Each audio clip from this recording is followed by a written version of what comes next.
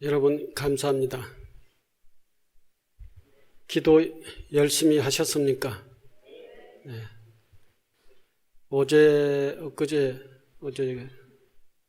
그저께 일요일 같으면 지금 이 시간 법문 끝나는 시간인데 여러분들이 열심히 기도를 하는 시간이 그만큼 길어서 지금 이 시간에 법문을 시작을 하게 됐습니다. 오늘은 동짓날이죠.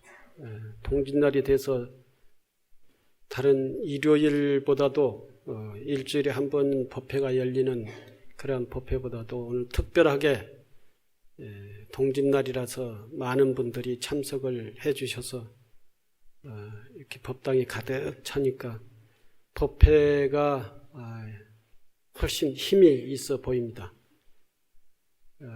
감사하게 생각을 하고요. 동짓날은 여러분들께서도 다 아시다시피 동짓날은 절기상으로 마지막 절기죠. 그래서 이 날을 한 해가 지나가고 새 해가 시작되는 그런 작은 설이다라고 그렇게 생각을 다 합니다. 그래서 오늘이 작은 설날입니다. 우리는 설이 몇 번 있지요. 설이라고 하는 그러한 시점이 몇 번 있습니다. 동짓날이 제일 먼저 작은 설이라 해가지고 설날이 있고, 양력설이 이제 며칠 후에, 한 열흘 후에 양력설이 있죠. 그리고 음력설이 있고요. 그리고 절기상으로 첫 번째 입춘이라고 하는 것이 있죠. 입춘도 지나간 해가 다 지나가고 나면서 새로운 절기로 접어드는 그러한 의미가 해서 새해다 그렇게 합니다. 그래서 이 마음을 다시 이렇게 정리하고 새로운 마음을 갖는 그러한 시기가 한 4번 정도 이렇게 새로운 마음과 새로운 계획을 세워서 삶을 출발하는 그런 시점을 4번 정도 이렇게 가질 수가 있습니다. 그러나 제일 중요한 게 이제 양력설, 음력설 날이 진짜 새해와 지나간 해와 새해가 바뀌는 그러한 해죠. 절기상으로 동지는 마지막 절기이고 새로운 그 절기로 접어드는 그러한 시점을 동지라 그러고, 그래서 오늘 동짓날 밤이 제일 긴 밤이고, 동짓날이 지나가면 이제 밤이 조금씩 짧아져서 낮이 길어지는 그러한 첫 번째 날이 이제 오늘 밤이 지나가면 내일부터 이제 낮이 길어지는 날이에요. 밤은 하면은 어두움을 얘기하는 것이고, 낮 하면은 밝음을 얘기해서 밝음과 어두움이 바뀌는 날이다 그랬죠. 어두움은 차차 사라지고 밝음이 차차차차 이제 확대되는 날이 이제 동지다 그러죠. 그래서 동지하면은 그래서 밝음이 새롭게 확대되는 날, 어두움이 차차차차 이제 줄어드는 그런 날. 그러니까 어둠이라고 하는 것은 여러 가지로 이제 설명을 할 수가 있습니다. 우리 삶의 고통, 우리 삶의 병고, 우리 삶의 힘듦, 눈에 보이지 않는 것, 미래를 예측할 수 없는 그런 것들을 이제 어두움이라고 그러죠. 어두움. 삶의 어려움, 이런 보이지 않는 이런 것들을 무명 어두움이라 그럽니다. 이런 무명이 거치면서 밝음이 차차차차 확대되는 날이기 때문에 동짓날은 아주 좋은 그러한 시점, 그런 날이죠. 동짓날은 동지 팥죽을 먹는 날이죠. 그것도 팥죽이 팥이 색깔이 빨가가지고 빨간 색깔은 밝음을 표시하는 것입니다. 양이라 해가지고. 늘 동지 때마다 이 말씀을 드려서 다들 이제 제가 얘기를 하지 않아도 여러분들은 너무나도 잘 알고 있습니다. 그래서 어제 보니까 팥죽을 어제 저녁에 많은 사람들이 동원돼 가지고 팥죽을 많이 끓여 지금 저기에 식당에 준비해 놨습니다. 이 행사가 끝나면 바로 올라가셔서 팥죽을 들도록 준비를 해 놨습니다. 또 보니까 이게 조그마한 통에다가 그 팥죽을 담아가지고 포장을 하고 있더라고요. 왜 그러냐 하니까는 여러분들이 팥죽을 먹고 싸가지고 가야 되는데 괜히 먹고 싸가지고 가기가 미안해서 돈으로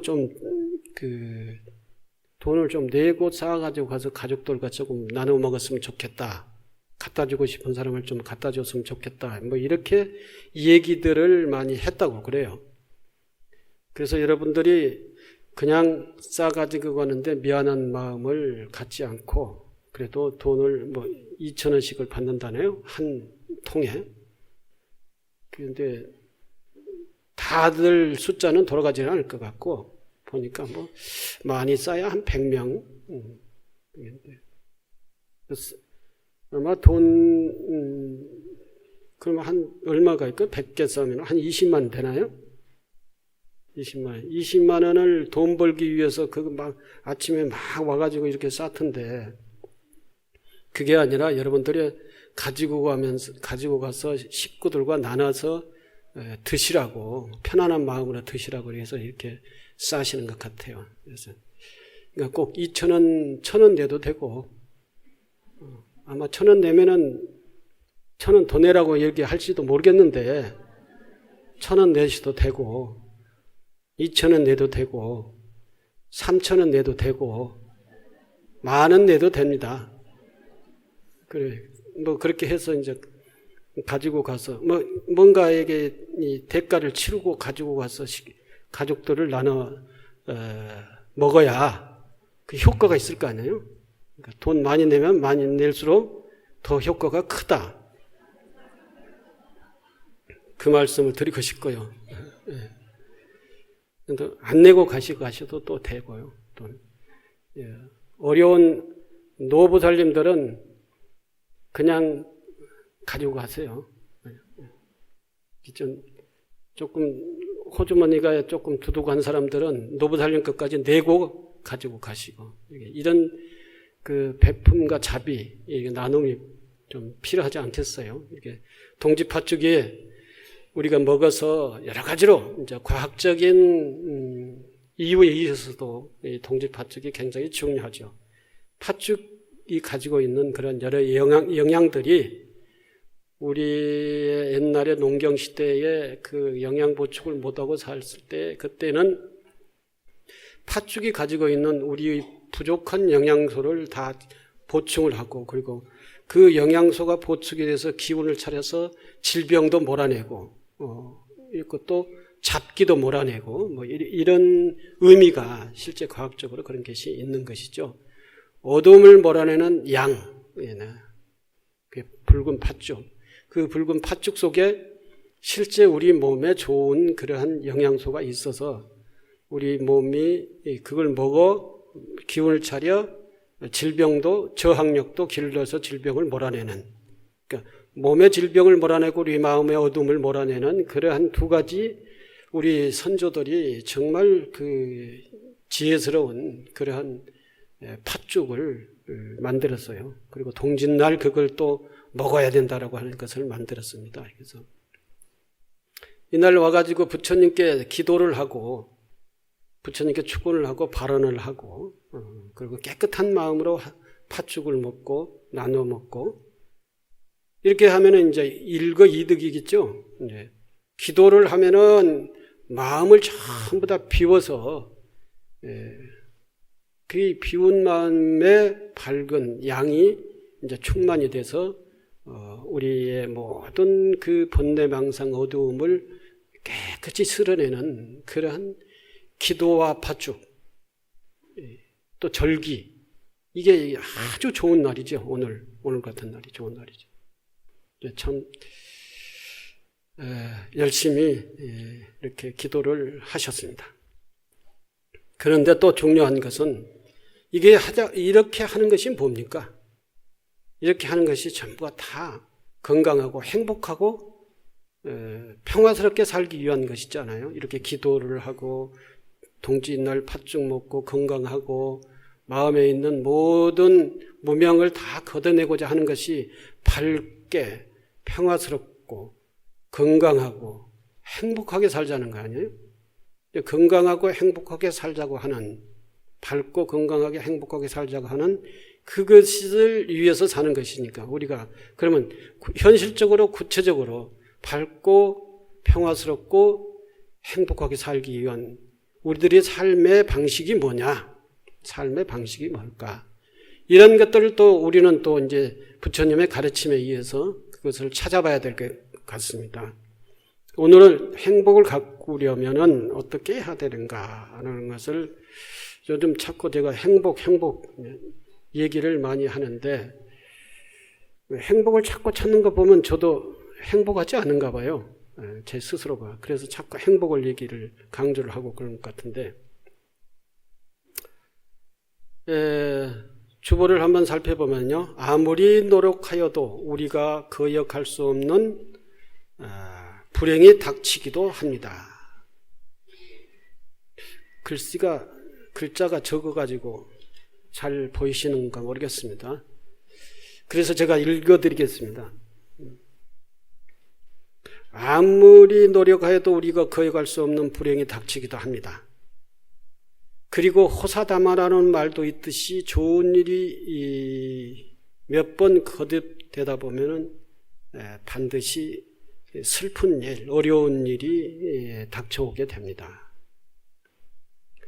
그럴 때면 사람들은 불행에서 벗어나기 위해 몸부림을 칩니다. 불행이 닥치면 우리는 슬기롭고 냉정하게 현실을 파악해서 그로부터 벗어나야 합니다. 하지만 항상 기억해야 합니다.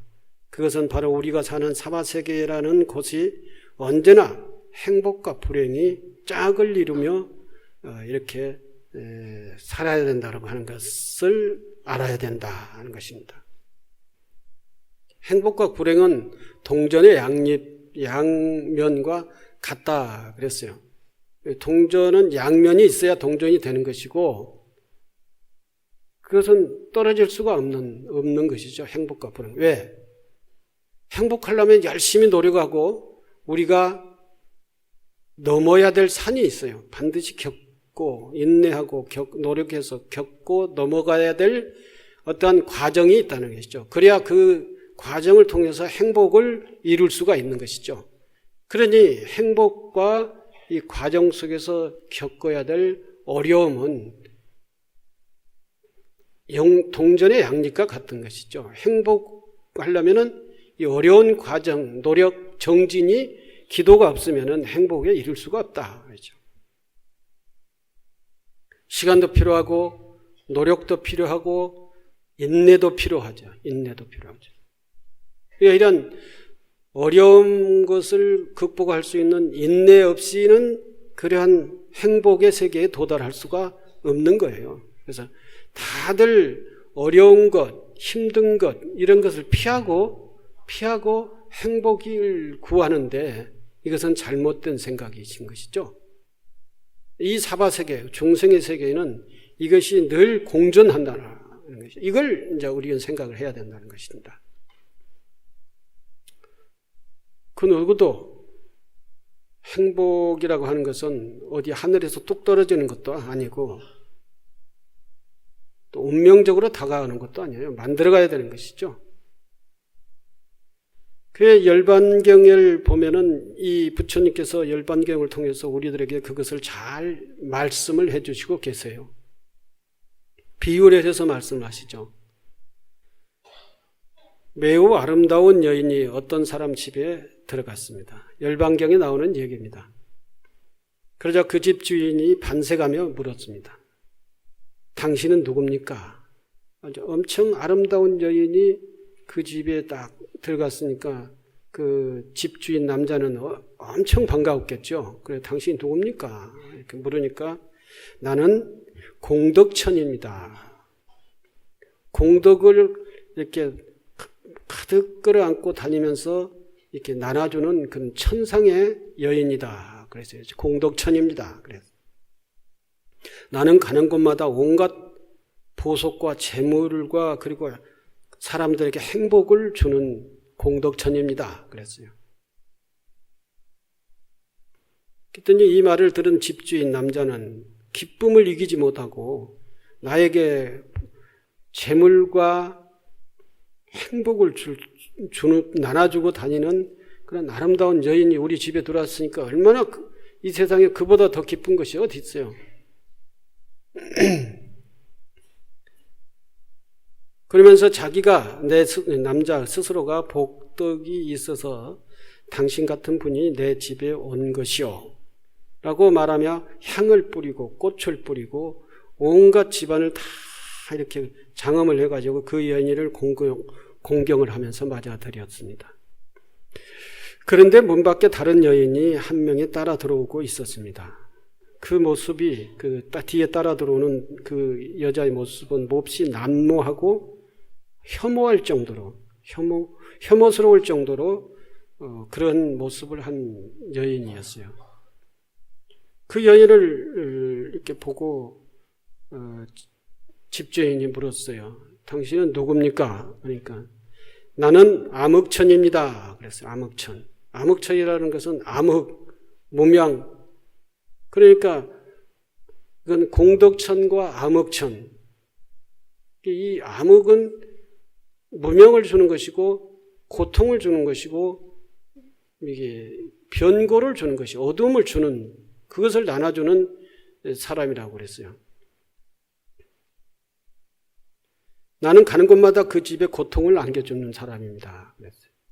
두 여인이 들어온 것이죠. 한 여인은 평화와 행복을 안겨주는 여인이고 그 뒤를 따라오는 여인은 고통을 안겨주는 여인이다. 그랬어요. 이 말을 들은 집주인은 칼을 들고 나와가지고 호통을 쳤습니다. 빨리 나가지 않으면 이 칼로 죽여버리겠다. 그랬어요. 그러자 남노한 여인이 말을 했습니다. 당신은 어찌 그리 어리석습니까? 집안에 들어간 사람은 나의 언니입니다. 언니. 나는 언제나 언니와 함께 지내고 있으니 나를 내쫓으려거든 나의 언니도 내쫓아야 됩니다. 집주인이 안으로 들어가서 아름다운 공덕천에게 묻자 그 아름다운 공덕천 여인이 대답을 했습니다. 맞습니다. 그녀는 틀림없이 나의 동생입니다. 그 암흑천이라고 하는 혐오스러운 여자는 나의 동생이다. 그랬어요. 나는 항상 동생과 동행을 같이 했고 한 번도 떠난 적이 없으며 가는 곳마다 나는 행복을 주고 동생은 고통을 안겨주며 나는 이로운 일을 하고 동생은 손해나는 일을 하였습니다. 만일 나를 사랑하려거든 내 동생도 사랑해야 하고 나를 공경하려면 내 동생도 공경해야 합니다. 그래서 그때 집주인이 가만히 생각을 해보니까 이게 주고받고 하다 보면 아무것도 남는 것이 없잖아요. 소위 말해서 도라미 타버리잖아요. 도라미.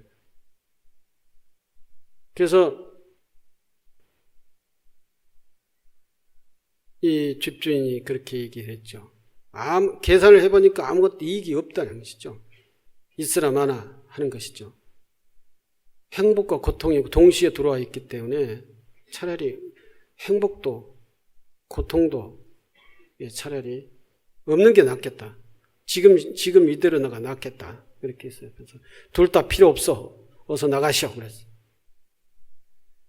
두 여인이 서로 팔짱을 끼고 다른 곳으로 가자 집주인은 그들이 가는 것을 보고 마음이 한없이 커다란 기쁨이 차올랐다. 그랬어요. 이게 무슨 얘기입니까? 이게 마지막 얘기가 공덕천과 암흑천 두 여인이 그 동생과 언니가 한껏 서로 팔짱을 끼고 갔다. 다른 곳으로 갔다. 팔짱을 끼고 갔다는 것이죠. 어떻게 불행과 행복이 같이 한 짝을 이룰 수가 있느냐 이거죠. 여기에서 이제 우리는 불행과 행복은 동전의 양립이다라고 하는 것이죠. 떨어질 수 없는 것이 떨어질 수 없는 것. 행복하려면 어려움을 겪어야 돼요. 행복 속에도 반드시 그 저변에는 그 행복을 받쳐줄 수 있는 그 뭐가 있어야 되는 것이죠. 우리가 잘 살고 우리가 무슨 높은 지위에 올라가서 명예가 이렇게 높아졌다고 하지만 그러나 그 명예와 지위와 우리 풍요를 떠받들고 있는 그 뭐 밑에가 있어야 되는 거 아니에요. 그 밑에가. 소위 말해서 국민이 없는 대통령이 있을 수가 없죠. 또는 사원이 없는 사장, 회장이 있을 수가 없어요.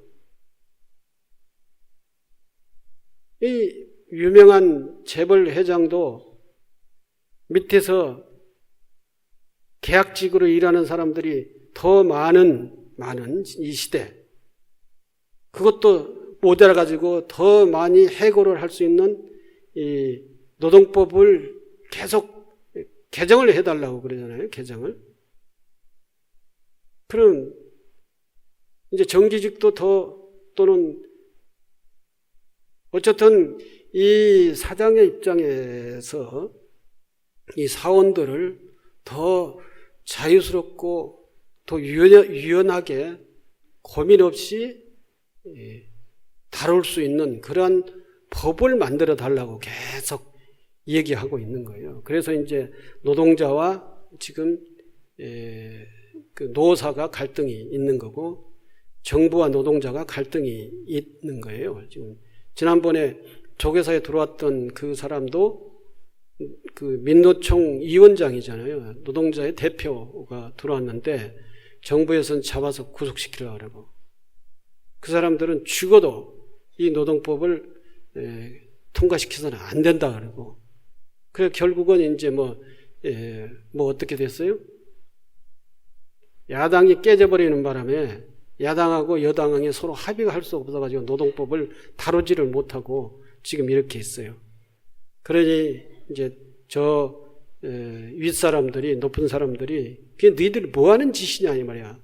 여당한테는 그것도 통과를 못 시키고 야당한테는 그게 뭐 하는 짓이냐. 너희들 전부 다 국회의원 나가려고만 하고 있지 국민의 뭐 어쩐 그런 것은 안중에도 없는 사람들 아니냐 이렇게 이제 얘기를 하고 있어요. 그러나 이 얘기 혼란 속에 서로가 자기 이익을 지키고 자기 이익을 취하겠다라고 하는 이 싸움이야. 이 싸움. 그러니까 이런 것들이 진행이 돼서 나중에 모든 누가 어떤 노동자가 지든지 또는 이 재벌이 이기든지 개정을 하게 되면 이기든지 지든지 하게 될 거예요. 어쨌든 그런 것을 통해서 이 회사가 사원이 없는 회사가 있을 수가 없고 사원이 없는 사장이 있을 수가 없고 사원이 없는 회사에 이익이 있을 수가 없는 것이죠. 그러면 이 회사는 적정하게 서로가 분배를 해야 되는 것이죠. 분배를.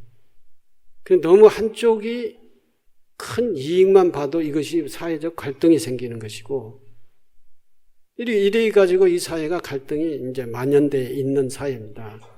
여기에 비유를 한다면은 우리들 잘 행복합니다. 또 평화스럽습니다. 그러면 이 평화와 행복을 누가 떠받들어주고 있느냐? 어쨌든 국방의 의무를 하고 있는 우리 자식들이 있어요. 이 자식들이 있기 때문에 국가의 어떤 그 안정이라고 하는 것이 있고 또는 이 경제의 안정은 우리 근로자들이 있어요. 근로자들이 열심히 노력을 해서 생산을 해가지고 무역을 해서 우리 경제가 규모가 이렇게 커졌어요. 그래서 우리가 좋은 집에서 살 수도 있고 또는 풍요롭게 살 수도 있어요. 그러나 그 밑에 있는 사람들은 엄청난 어려움을 겪고 그것을 떠받들고 있다는 거죠. 국가의 경제를 떠받들고 있고 국가의 풍요를 떠받들고 있고 우리는 그 위에 앉아서 풍요와 편리를 누리고 있다는 것입니다. 그러니 공존하잖아요. 밑에서는 끙낑거리며 떠받들고 있고 위에서는 평화스럽게 있고 이 평화와 고통이 공존하는 거예요. 공존. 이 위에 있는 평화스럽고 풍요로운 사람들은 그 밑에서 떠받들고 있는 이 사람들을 생각을 하고 자비를 베풀어야 되는 것이죠. 또 그 자비와 그 배려와 그리고 나눔을 통해서 밑에 사람들은 그래도 떠받들 수 있는 어떠한 그러한 힘, 그러한 삶의 희망 이런 것들이 있어야 되는 것이죠. 그래야 떠받들어도 힘있게 떠받들 수 있고 떠받들어도 불만 없이 떠받들 수가 있는 것이죠.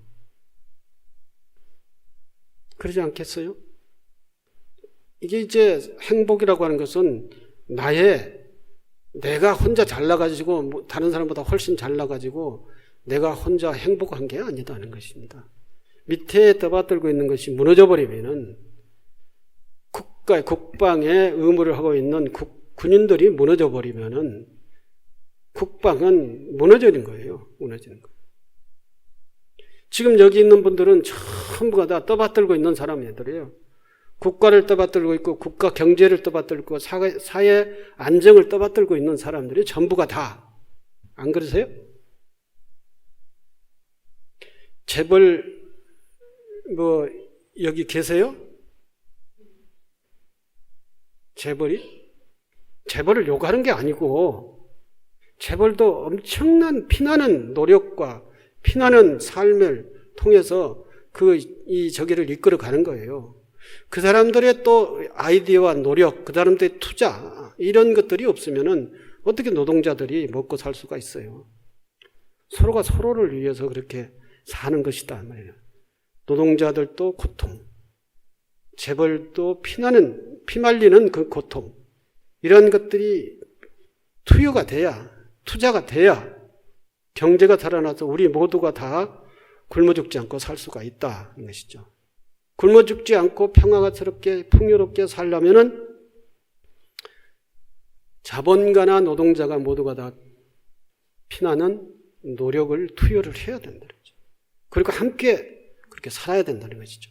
그 결과를 어느 한쪽이 가지고 가버리면 안 된다. 그렇죠? 여기서는 부처님은 지금 자본주의 우리 사회에서 사회 상황이라고 하면 또 달랐겠죠. 조금 형식이라 할까. 이 내용은 똑같지만 형식을 달리 얘기했겠죠. 우리가 살아나가는 데 있어서 평화, 행복 이것은 반드시 그것을 우리가 어떤 어려운 고통을 극복하고 난 다음에 그것이 주어진다라고 하는 것이죠. 그런데 여기서 한 발 더 나아가서 뒤로 물러서서 이제 평화란 뭐고 행복이란 뭐냐. 이와 같이 동전의 양립처럼 행복과 평화는 서로 떨어질 수가 없는 것이다. 행복과 고통은 서로가 떨어질 수가 없는 것이다. 그런 줄 알고 평화를 누르다 평화를 누르고 고통 속에서도 미래의 행복이라고 하는 것을 가꾸기 위한 희망을 가지고 고통을 겪어라. 이런 이야기이거든요. 오늘 우리는 동짓날, 동짓팥죽 한 그릇으로서 모든 액난을 다 소멸시킨다. 이렇게 이제 생각을 하고 다른 생각을 안 하면은 다른 삶에 대한 다른 어떤 부분을 배려를 하고 애정을 갖지 않으면은 이것은 이 현 시대를 살아나는 이 현대인으로서의 생각이 짧다. 더 생각을 해봐야 된다라고 하는 그런 얘기입니다. 그래서 서로가 서로를 배려를 하고 서로가 서로를 사랑을 하고 자비를 베풀면서 서로가 나누어야 된다는 거죠. 나누어야 된다. 그래서 저희 불광은 제2 불광운동을 통해서 나눔의 그 역할을 어떤 식으로 나누고자 하는 것인가라고 하는 것입니다. 첫째,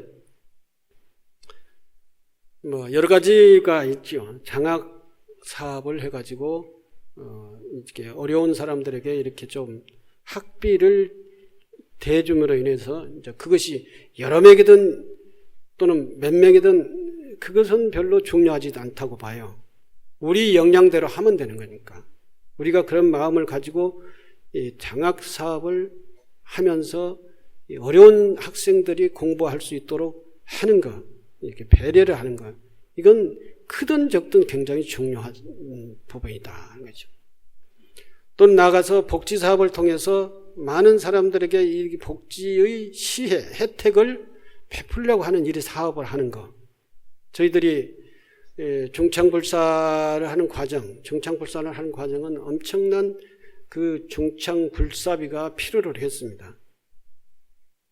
그런데도 불구하고 저희들은 송파 노인 요양원을 위탁을 받아서 운영을 하기로 결정을 했어요.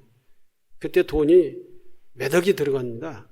그걸 세팅을 하려면요, 안에 있는 이 주방 기구 세팅 또는 사무 기구 세팅 또는 의자 또는 그 침대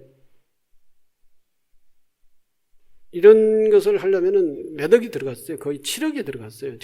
중창불사에서 7억이라고 하는 것은 아마 미친 사람 아니면 그렇게 못할 겁니다. 제가 미쳐서 그렇게 했죠.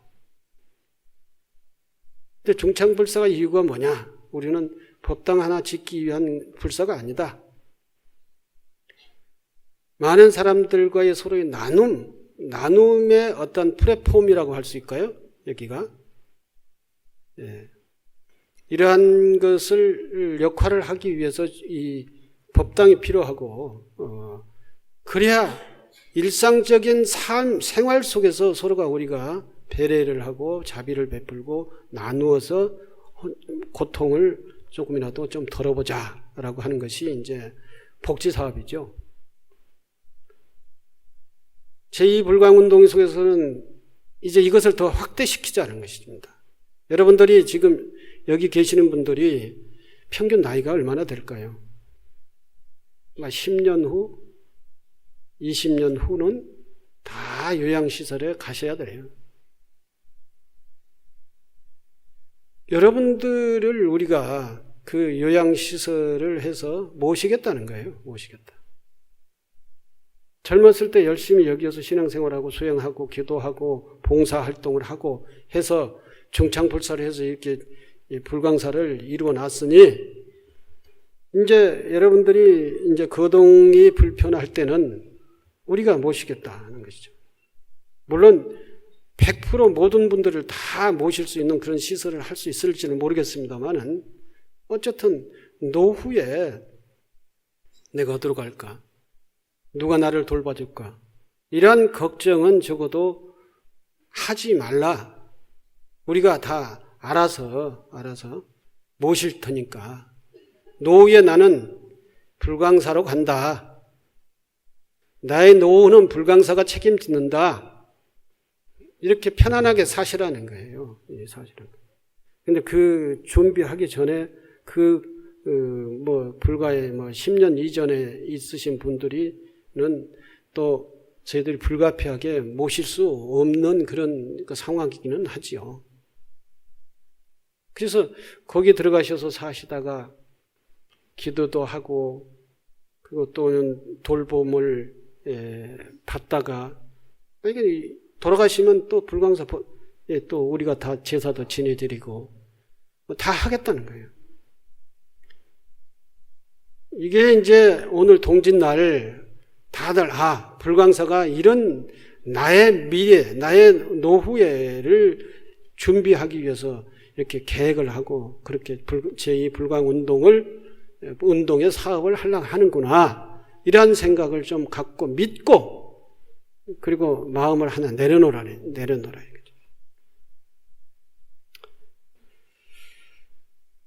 행복, 평화 이런 것을 우리 중생세계에서는 어떠한 사람이든지 고통이 없는 사람이 없고 또는 어떠한 희망이 없는 사람이 없고 또 뭔가를 갈등이 없는 사람이 없습니다.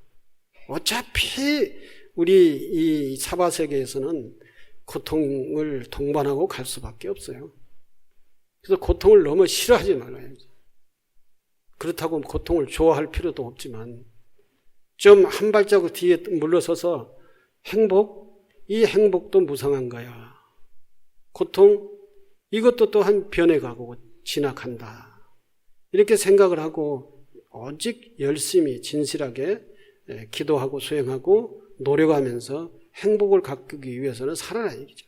그러니까 마음적으로 마음을 잘 다스려서 어떠한 상황이 되더라도 의젓하게 살아나갈 수 있는 그러한 삶의 자세를 갖춰야 된다는 것입니다. 예, 배고프시죠? 이제 그만 얘기할게요. 더 얘기해봐야 여러분들이 더 잘하는데. 마지막 읽고 끝내겠습니다. 우리는 열심히 행복을 추구하며 살아가야 하지만 그 이면으로는 행복과 불행을 덤덤하게 평정의 마음으로 바라볼 수 있는 힘도 길러야 한다. 한 발자국 뒤에 떨어나가서 나의 행복도 이렇게 객관적으로 바라볼 수 있어야 되고 나의 고통도 이것도 지나가려니 가는 거다. 무상한 거야. 이렇게 생각을 하면서 바라보게 되면은 마음의 여유가 조금 생길 겁니다.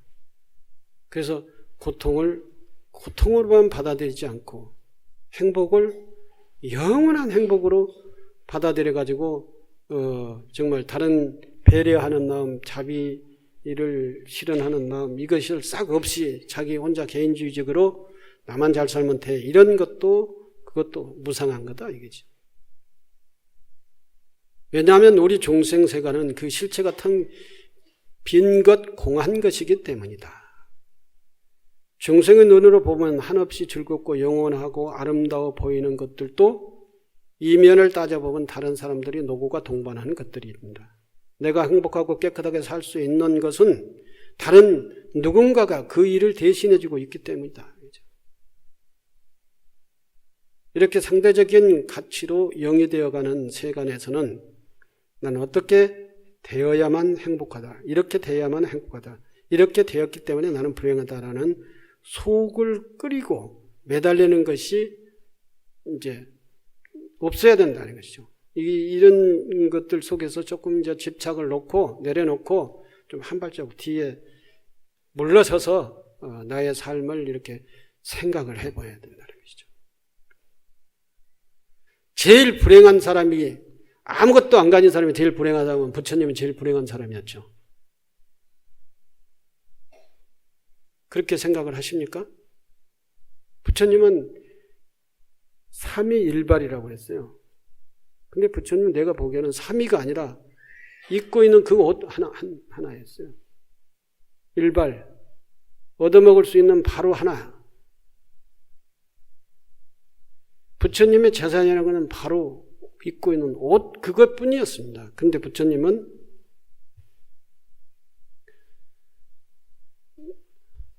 불행한 사람이었습니까?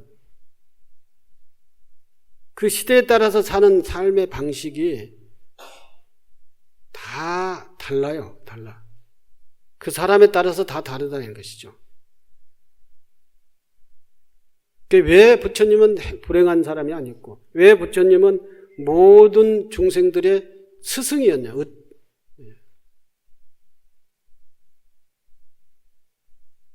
모든 이의 행복을 위해 살면서도 언제나 행복과 불행이 나는 마음을 쉽게 끄달리거나 동로되지 않는 담담하고 편한 마음을 유지하는 것이 불자가 항상 지내야 할 마음입니다.